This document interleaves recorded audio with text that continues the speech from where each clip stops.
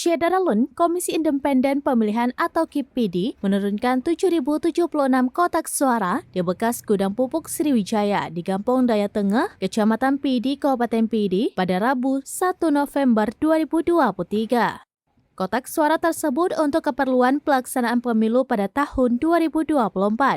Warga menurunkan kotak suara pemilu yang dibayar KIPPD Rp1.200 per kotak suara. Kotak suara pemilu itu diangkut dari Medan, Sumatera Utara dengan menggunakan truk jenis Fuso.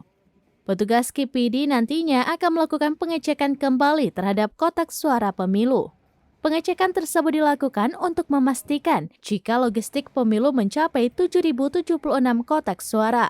KIPPD memastikan jika penyimpanan logistik pemilu akan aman disimpan di bekas gudang pupuk tersebut.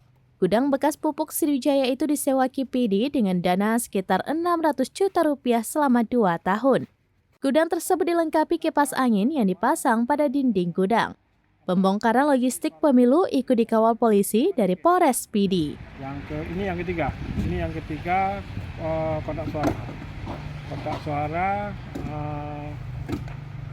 1.406 TPS kali 5.